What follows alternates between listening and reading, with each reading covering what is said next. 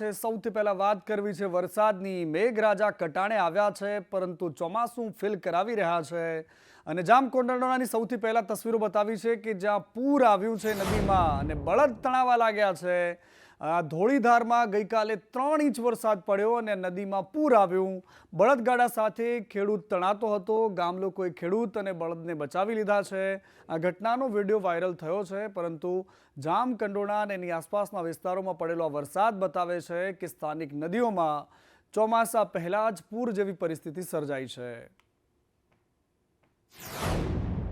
આ તરફ દાહોદ જિલ્લાના વાતાવરણમાં પણ પલટો આવ્યો છે। કેટલાક વિસ્તારોમાં વાવાઝોડા સાથે વરસાદ પડ્યો। મીરાખેંડી, રેંટિયા, ડોકી આ તમામ વિસ્તારો છે કે જ્યાં આજે વાવાઝોડું પણ હતું અને એની સાથે સાથે વરસાદ પણ ત્રાટક્યો છે।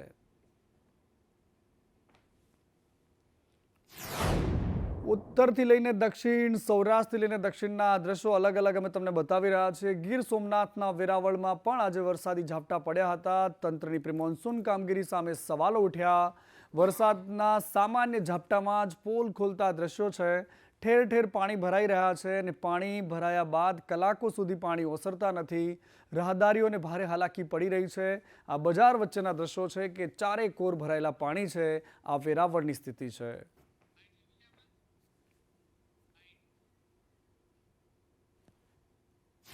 લોકોને રાહદારીઓને તકલીફ થાય, હાલવા ચાલવામાં બધે કપડા બગડે, લોકોના વાહનને અસર થાય, એવું બધું થાય। વિનંતી કરીએ કે આનો કાયમી ધોરણે નિકાલ કરે। ગીર સોમનાથના કોડીનારમાં પણ ધોધમાર વરસાદ પડ્યો। અંદાજે 1 ઇંચથી વધારે વરસાદ ખાબક્યો છે। અડવી, મિતિયાજ, દેવડી પંથકમાં વરસાદ પડ્યો। કમોસમી વરસાદના કારણે ખેડૂતોનો જીવ અદ્ધર છે, પરંતુ બીજી બાજુ વરસાદ વરસી રહ્યો છે। ઉનાળુ પાકને ભારે નુકસાન થઈ રહ્યું છે। બાજરી અને એની સાથેના જેટલા પણ ઉનાળુ પાક છે એને ભારે નુકસાનની ભીતિ સેવાઈ રહી છે। આ ઉપરાંત દીવના દ્રશ્યો મારે તમને બતાવવા છે। દીવમાં પણ આજે એકાએક વાતાવરણમાં પલટો આવ્યો હતો। કમોસમી વરસાદ પડ્યો હતો અને વાતાવરણમાં ઠંડક પ્રસરી હતી, પરંતુ અહીંયા પણ ખેડૂતોને ઉચાટ પડ્યો છે। આ તરફ વરસાદ વરસી રહ્યો છે અને હવામાન નિષ્ણાતો આગાહી કરી રહ્યા છે। પરેશ ગોસ્વામી આગાહી કરી છે કે ગુજરાત પર વાવાઝોડાનો ખતરો મંડરાઈ રહ્યો છે। અરબ સાગરમાં લો પ્રેશર બન્યું છે અને આ લો પ્રેશર ઉત્તર પશ્ચિમ દિશામાં ગતિ કરી શકે છે। લો પ્રેશર વાવાઝોડું બનવાની પૂરી સંભાવના છે તેવું પરેશ ગોસ્વામીએ કહ્યું છે। ગુજરાતની અંદર ફરીથી એક વાવાઝોડાનો ખતરો તોડાઈ રહ્યો છે, કેમ કે ઘણા દિવસથી ગોવાથી દક્ષિણ પશ્ચિમની અંદર એક વરસાદી સિસ્ટમ બની રહી હતી। એ સાયક્લોનિક સર્ક્યુલેશન બન્યું અને અમે ઘણા સમયથી જે અનુમાન લગાવી રહ્યા હતા કે 22 મે આસપાસ આ સિસ્ટમ છે લો પ્રેશરમાં પરિવર્તિત થશે, પણ આ સિસ્ટમ છે આજે 21 મે 2025ના રોજ લો પ્રેશરમાં પરિવર્તિત થઈ ચૂકી છે। અત્યારે મજબૂત લો પ્રેશર અરબ સાગરની અંદર બન્યું છે। અને વાત હવે જૂનાગઢના માળિયા હાટીનાની કરવી છે। માળિયા હાટીનામાં પણ આજે ધોધમાર વરસાદ પડ્યો। અકાળા, કાલીબડા, દુધાળા, ધરમપુર આ તમામ વિસ્તારો છે કે જ્યાં આજે વરસાદી ઝાપટું રહ્યું। તલ, અડદ, મગ, કેરી આ તમામ પાકોને નુકસાન થઈ રહ્યું છે। ચોમાસું પાક બરબાદ થઈ રહ્યો છે। જૂનાગઢના માંગરોળમાં પણ આજે વરસાદ પડ્યો છે। ભારે પવન સાથે વરસાદ આવ્યો હતો। વરસાદના કારણે ખેડૂતોમાં ચિંતા છે, પરંતુ આ જૂનાગઢના રસ્તાઓ છે કે જ્યાં બજાર વચ્ચે પાણી વહી રહ્યું છે। અમરેલીમાં પણ ધોધમાર વરસાદ પડ્યો છે। અમરેલીના વડિયાનો આ વિડીયો છે જે વાયરલ થઈ રહ્યો છે। વરસાદના કારણે ખેતરોના શેઢા તૂટી રહ્યા છે। પીપળિયા ગામનો આ વિડીયો ખૂબ વાયરલ થઈ રહ્યો છે। ચોમાસા જેવા દ્રશ્યો, રસ્તા પર પૂર જેવી પરિસ્થિતિ, વરસાદી પાણી ફરી વળ્યા છે। ખેડૂતે વિડીયો બનાવ્યો અને વાયરલ કર્યો, પરંતુ આ તસવીરો અમરેલી પંથકની છે। છેલ્લા 10 દિવસથી અમરેલીમાં લગાતાર વરસાદ વરસી રહ્યો છે। અને હવે સાવરકુંડલાના દ્રશ્યો મારે તમને બતાવવા છે। સાવરકુંડલામાં પણ આજે ધોધમાર વરસાદ આવ્યો। સતત બીજા દિવસે આજે વરસાદ પડ્યો છે। ગ્રામ્ય વિસ્તારોમાં જોરદાર પવન ફૂંકાય અને પવન બાદ વરસાદ પડે છે। રસ્તાઓ પર પાણી ભરાયા છે। ગાધકડા, સિમરન આ તમામ ગામડાઓ છે કે જ્યાં વરસાદ પડ્યો છે આજે, અને કેટલાક વિસ્તારોમાં આજે વીજળી પણ ગુલ થઈ છે। હવે વાત ભાવનગરની કરવી છે। આખા સૌરાષ્ટ્રમાં આ પ્રકારના દ્રશ્યો આજે સામે આવી રહ્યા છે। ભાવનગરના પાલીતાણામાં વાતાવરણમાં પલટાના દ્રશ્યો છે।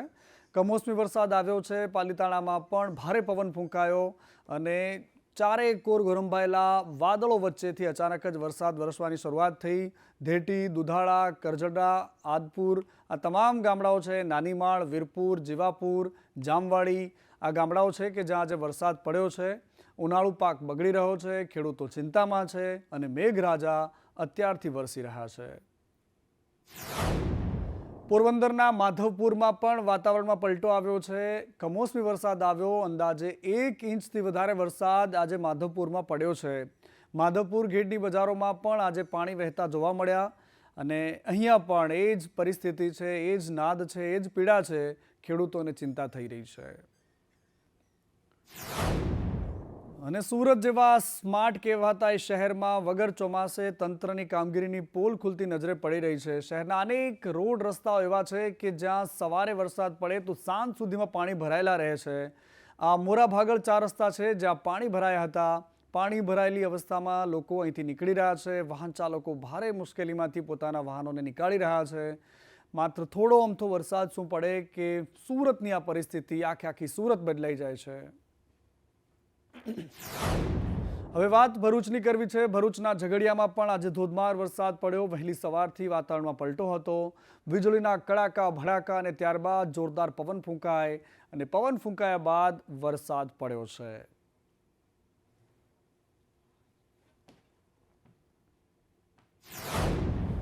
અને ગુજરાત પર વરસાદી આફત યથાવત રહેવાની છે, કારણ કે હવામાન વિભાગે આગાહી કરી છે કે રાજ્યમાં આગામી 7 દિવસ સુધી સાર્વત્રિક વરસાદ રહેવાનો છે. 2 દિવસ સામાન્યથી ભારે વરસાદ રહેશે. આજે વાવાઝોડા સાથે ગાજવીજ સાથે વરસાદની પણ આગાહી કરાઈ છે. अगले 7 दिन तक राज्यों में बारिश का संभावना है. इसलिए जो रेनफॉल का डिस्ट्रीब्यूशन आज बताया गया है, अगले 2 दिन तक आपका स्कैटर्ड रेनफॉल का पूर्वानुमान है और अगले मतलब 21, 22, 23, 24, 25 को फेयरली वाइड स्प्रेड रेन है और 25, 26, 27 को स्कैटर्ड रेनफॉल का पूर्वानुमान दिया गया है. इसमें आपका हेवी रेनफॉल का वार्निंग आज दिया गया है. इसमें थंडरस्टॉर्म भी रहेगा लाइटनिंग के साथ. आपका जो स्पीड रहेगा गास्टिंग विंड की जो स्पीड रहेगा 50 to 60 किलोमीटर प्रति घंटा. और जो डिस्ट्रिक्ट इसमें हेवी रेनफॉल में आ रहा है देवान. અને આ વરસાદ જ્યારે વરસે છે તો અન્નદાતાને ફાળ પડે છે અને ચિંતા સતાવે છે. એ દ્રશ્યો મારે તમને બતાવવા છે કે ગુજરાતમાં ખેડૂતોની કઈ વલે કરી છે આ કમોસમી વરસાદે. આ ઉલપાડના દ્રશ્યો કે જ્યાં ડાંગર પલળ્યો છે. રોડ રસ્તા પર લોકો ડાંગરને સૂકવવા માટે મજબૂર છે. સુરતની એક તસવીર કે જ્યાં રસ્તા પર ડાંગરને પાથરી દેવા માટે મજબૂર બન્યા છે ખેડૂતો.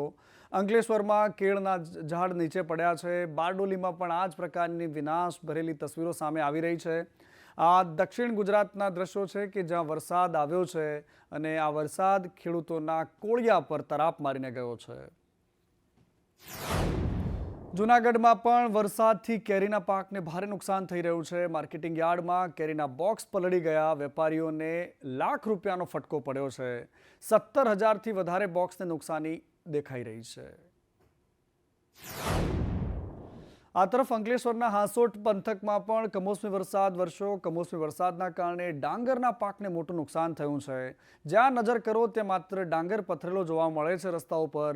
આ પરિસ્થિતિ વચ્ચે પલળીને ગયેલો વરસાદ અને હવે ખેડૂત જ્યાં તડકો મળે છે, જ્યાં જગ્યા મળે છે ત્યાં પોતાનો પાક સૂકવી રહ્યો છે, વીણી રહ્યો છે, મજબૂરીમાં ભેગો કરી રહ્યો છે. અમે જ્યારે આગળ ડાંગર કરી વરસાદ પડ્યો હતો ત્યારે ડાંગર કરાવેલી ત્યારે નુકસાન હતું અને તે પછી ડાંગર કરાવીને ખુલ્લા મેદાનમાં અને રોડ પર સુકાવા માટે નાખેલું હતું અને ફરી વરસાદ પડ્યો છે તો ડાંગર બધું પલાઈ ગયું છે અને ફરી ડાંગરના ભાવ ઘટી જશે અને ખેડૂતને ખોટ ખાવાનો વારો આવ્યો છે. તો સરકારશ્રીને એટલી નમ્ર વિનંતી કે તમે રીસર્વે કરાવો અને નુકસાન ખોટ પ્રમાણે ડાંગરને જે નુકસાન થયું છે તેના પ્રમાણે યોગ્ય વળતર આપે એવી દરેક ખેડૂતોની આશા છે. સરકાર પાસે ખેડૂતો આશા રાખી રહ્યા છે અને ઓલપાડમાં કમોસમી વરસાદ વચ્ચે એક મોટા સમાચાર એ આવ્યા છે કે 8 જેટલી મંડળીઓમાં ડાંગર માટે ખેડૂતોની ભીડ છે. ટ્રેક્ટર ટ્રક મારફતે ડાંગર જમા કરાવવા માટે લાંબી કતારો લાગે છે. કમોસમી વરસાદ પડી રહ્યો છે. ખેડૂતો વહેલામાં વહેલી તકે પોતાનો પાક વેચવા માટે મજબૂર બન્યા છે.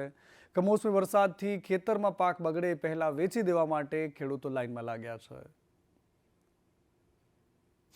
ઉનાળુ સિઝનની અંદર 13,000 હેક્ટર ઉપર વાવેતર હતું અને તેની અંદર 30% જેટલું ભાત કપાઈ ગયેલું છે અને બાકીનું નુકસાનના પગલે ખેડૂતોનું નુકસાન કેટલું છે તે સચોટ કહી શકાય તેમ નથી. પરંતુ હાલ કમોસમી વરસાદને લીધે અમારે ઘણું બધું નુકસાન થયું છે અને ઘણા બધા ખેતરોમાં અમારું ડાંગર પીલાઈ ગયું છે અને આ જીનમાં બી લાઈન લાગી છે. તો અમારે હાલ અત્યારે જે પાકનો ઉતારો છે એ બી એકદમ ઓછો આવ્યો છે અને વરસાદને લીધે ઘણું નુકસાન છે. આખા રાજ્યમાં ચકચાર મચાવનારી એ ઘટના ખેડા જિલ્લાની કે જેમાં એક બાળકી સાથે દુષ્કર્મ કરવામાં આવ્યું હતું અને ત્યારબાદ એની હત્યા કરાઈ હતી. એ કેસના આરોપી આચાર્ય ગોવિંદ નટને 10 વર્ષની સજા કરાઈ છે અને 2 લાખ રૂપિયાનો દંડ પણ કરાયો છે. સિંગવડની તોરણી પ્રાથમિક શાળાનો આચાર્ય હતો જેણે પોતાના જ સ્કૂલમાં અભ્યાસ કરતી એક બાળકી સાથે દુષ્કર્મ કર્યું અને ત્યારબાદ એની લાશને પોતાની ગાડીમાં રાખીને ફર્યો. સ્કૂલમાં આવીને મૂકી દીધી અને ત્યારબાદ આખી ઘટનાનો ભાંડો ફૂટ્યો. લીમખેડાની સેશન્સ કોર્ટે આ આરોપીને સજા ફટકારી છે. તોરણી પ્રાથમિક શાળાના આચાર્ય હતા એ હાલ કેસના જે આરોપી જે છે એમને એ દિવસે જે છે 6 વર્ષની બાળકી જે એમના સ્કૂલમાં જ ધોરણ 1માં ભણતી હતી એને પિકઅપ કરી રસ્તામાં દુષ્કર્મ કર્યો હતો અને પછી એની બોડી જે છે સ્કૂલમાં એને ડિસ્પોઝ ઓફ કરેલી અને એમાં આજે નામદાર કોર્ટે જે છે ચુકાદો આપ્યો છે જેમાં આચાર્ય જે છે આરોપી ગોવિંદ નટ ને 10 વર્ષની સજા જે છે કન્વિક્શન કરી છે. અને આ તરફ હવે ગોંડલની વાત કરીશું. ગોંડલમાં અમિત ખૂંટના આપઘાતના મામલે જયંતિ ખૂંટે નિવેદન આપ્યું છે. મૃતકના કાકા છે જયંતિ ખૂંટ, એમણે આત્મવિલોપનની ચીમકી ઉચ્ચારી છે.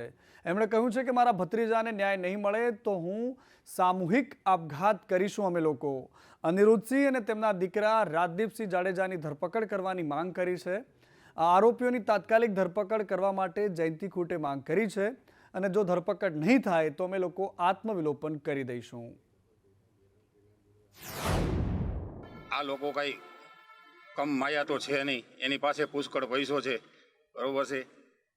કોઈની કોઈ બાબતે કઈ રીતે નીકળવું એ બધું એના રસ્તા ગોતી જ લે છે અને અમારા પરિવારને પૂરેપૂરો ફસાવવાની કોશિશ એની ચાલુ જ છે. આ કેસમાં જે અમિતે સુસાઇડ નોટમાં જે નામ લખ્યા છે એ પ્રમાણે એને સજા થવી જોઈએ અનિરુદ્ધસિંહ અને રાજદીપને. કે સરકાર અમારા અમિતભાઈ ખૂંટના કેસમાં અમિતભાઈએ સુસાઇડ નોટમાં જેટલા લોકોના નામ લખ્યા છે એ લોકો ઉપર તાત્કાલિક ધરપકડ થાય, તેમના ઉપર કાર્યવાહી કરવામાં આવે તો જ આ વિસ્તારને અને આ વિસ્તાર માટે ક્રાંતિકારી પગલું ભરીને લડત લડનાર એવા અમિતભાઈ ખૂંટને ન્યાય મળશે એવી આ ભારતીય જનતા પાર્ટીના સરકાર સત્તા વચ્ચે આપ સૌને આપના માધ્યમથી સરકારમાં રજૂઆત કરીએ છીએ. અને બીજો એક મામલો છે કે જ્યાં રજૂઆતોનો રાફડો ફાટ્યો તેમ છતાં પણ એ નદી છે જેને પ્રદૂષિત કરવાનું કામ બાકી નથી રખાતું. આ જેતપુરની નદી છે ભાદર, અને ભાદર તારા વહેતા પાણી એ ફિલ્મ પણ તમે જોઈ હશે, પરંતુ આ ભાદરમાં વહેતા પાણી લાલ કલરના છે, ફીણવાળા છે, પ્રદૂષિત છે અને કેમિકલવાળા છે. ભાદર નદીમાં કેમિકલવાળું પાણી વારંવાર છોડાય છે. કેરાળી લુણાગરા ગામ પાસે નદીમાં ફીણ વળતા જોવા મળ્યા અને વરસાદમાં નદીમાં કેમિકલવાળું પાણી છોડાયું છે. જીપીસીબીના અધિકારીએ આરવી ચૌહાણે નિવેદન આપતા કહ્યું છે કે ભાદર નદીમાં ડોમેસ્ટિક પાણી આવે છે, નગરપાલિકાનું પાણી ભાદર નદીમાં જાય છે અને ડોમેસ્ટિક પાણી આવતા નદી પ્રદૂષિત થાય છે તેવી વાત એમણે કરી છે, પરંતુ કોઈ જ જાતની આકરી કાર્યવાહી આ અધિકારીઓ કરતા નથી.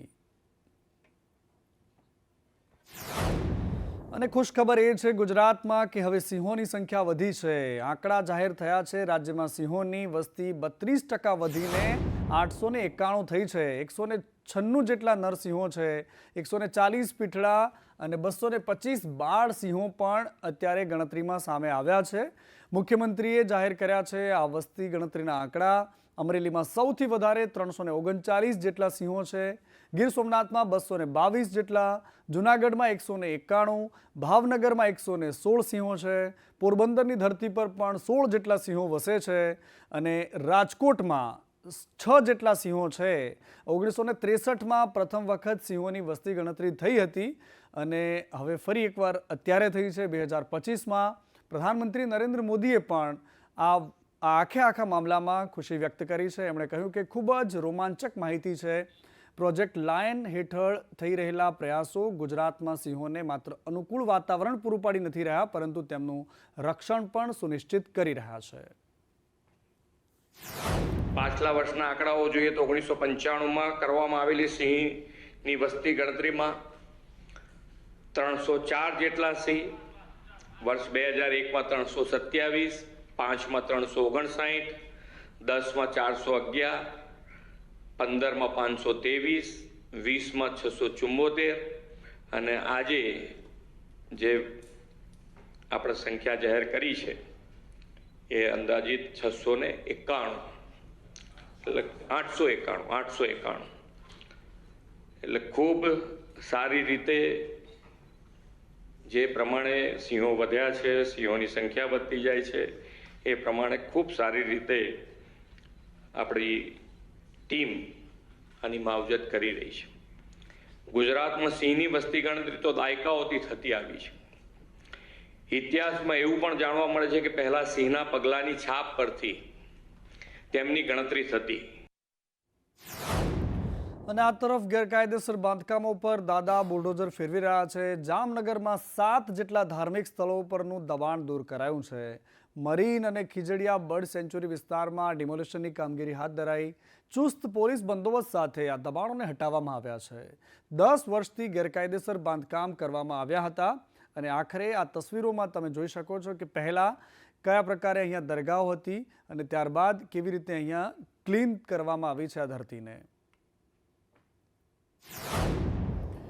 આ તરફ ગુજરાત સરકારે મહેસાણા જિલ્લાના ધરોઈ ડેમ ખાતે પોતાના પ્રકારનો પ્રથમ ધરોઈ એડવેન્ચર મહોત્સવનું આયોજન કર્યું છે.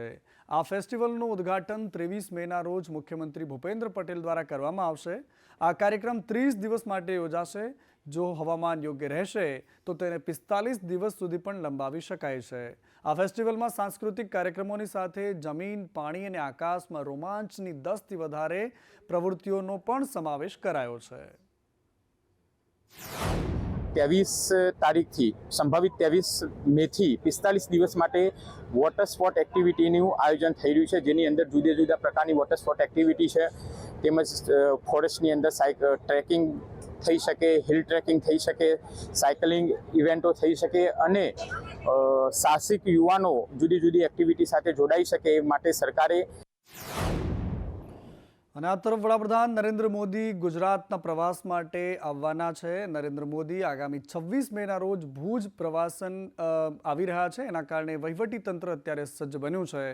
ઓપરેશન સિંદૂર બાદ વડાપ્રધાન મોદી કચ્છના પ્રવાસને લઈને તૈયારીઓ થઈ રહી છે. આખરી ઓપ આપવામાં આવી રહ્યો છે. ભુજમાં વડાપ્રધાનની જાહેર સભામાં 1 લાખ લોકો ઉપસ્થિત રહેશે, જેને લઈને કાર્યક્રમ સ્થળ પર 5 જેટલા ડોમ બાંધવામાં આવ્યા છે. બીજી તરફ વડાપ્રધાનને આવકારવા માટે કચ્છ જિલ્લા ભાજપ દ્વારા પણ તૈયારીઓ શરૂ કરાઈ છે.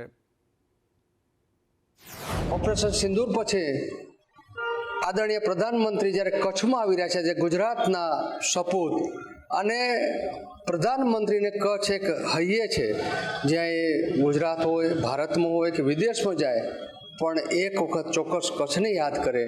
ત્યારે યુદ્ધ પછી જે રીતે કચ્છ બોર્ડરનો વિસ્તાર છે અને કચ્છમાં અનેક જે રીતે ડ્રોન આવ્યા અને સાહેબે એની સતત ચિંતા કરીને આ ઓપરેશન સિંદૂર પછી પ્રથમ મુલાકાત છે, ત્યારે કચ્છનો અને ગુજરાતનો ઉત્સાહ અનેરો છે. સ્વાભાવિક છે કે કચ્છ ભાગ્યશાળી છે કે નરેન્દ્રભાઈ આ યુદ્ધ પછી, આ ઓપરેશન સિંદૂર પછી આવી રહ્યા છે. વડાપ્રધાન નરેન્દ્ર મોદી આગામી 26 તારીખે કચ્છના પ્રવાસે આવી રહ્યા છે. પીએમ મોદી ભુજમાં સભાને સંબોધિત કરશે, જેને લઈને તમામ તૈયારીઓ છે તેને આખરી ઓપ આપવામાં આવી રહ્યો છે. ભુજમાં જે જગ્યા પર સભા યોજાવાની છે ત્યાં અત્યારે તડામાર તૈયારી તૈયારીઓ ચાલી રહી છે. અલગ અલગ ડોમ બાંધવામાં આવી રહ્યા છે. વિશાળ 5 જેટલા ડોમ બાંધવામાં આવશે અને અહીંયા લગભગ 1 લાખ લોકો છે ત્યાં સભાની અંદર ઉપસ્થિત રહે તેવી શક્યતા છે, જેને લઈને તમામ તૈયારીઓ છે તેને આખરી ઓપ આપવામાં આવી રહ્યો છે. જે રીતે વડાપ્રધાન નરેન્દ્ર મોદી આગામી 26 તારીખે ભુજની મુલાકાતે આવી રહ્યા છે, તેને લઈને વહીવટી તંત્ર દ્વારા પણ તમામ તૈયારીઓ છે તે હાથ ધરવામાં આવી છે. લગભગ 1 લાખ કરોડના વિકાસ કામો છે તેમનું લોકાર્પણ અને ખાતમુહૂર્ત થવાનું છે અને જેને લઈને પણ તૈયારીઓ છે તે શરૂ કરવામાં આવી છે. અહીંયા જોઈ શકાય છે તે પ્રમાણે તમામ જે ડિવાઈડર છે તેમને પણ રંગરોગાન કરવામાં આવી રહ્યા છે. સાથોસાથ સભા સ્થળ ખાતે પણ વિશાળ ડોમ બાંધવામાં આવી રહ્યા છે. તો કચ્છ જિલ્લા ભાજપ દ્વારા પણ પીએમ મોદીના સ્વાગત માટે ખાસ તૈયારી શરૂ કરી છે. ઓપરેશન સિંદૂર બાદ તેઓ કચ્છ જ્યારે આવી રહ્યા છે ત્યારે વડાપ્રધાન નરેન્દ્ર મોદીને સ્વાગત કરવા માટે 1000 મીટર લાંબા તિરંગાથી તેમનું સ્વાગત અને અભિવાદન કરવામાં આવશે. અલ્પેશ ગોસ્વામી, સંદેશ ન્યૂઝ, ભુજ. અને હવે વાત કરવી છે ભરૂચના આમોદની, કે જ્યાં સ્વચ્છતાના મામલે શહેરીજનોમાં આક્રોશ છે. શહેરના નાક સમાન વિસ્તારમાં મહિલાઓ આજે પાલિકામાં હલ્લાબોલ કરવા માટે મજબૂર થઈ. આમોદ પાલિકામાં ગંદકીનું સામ્રાજ્ય છે. નવા ટેમ્પા આવ્યા બાદ પણ આજ દિન સુધી સમસ્યાનું નિરાકરણ નથી આવ્યું અને ઠેર ઠેર ગંદકીનું સામ્રાજ્ય જોવા મળી રહ્યું છે.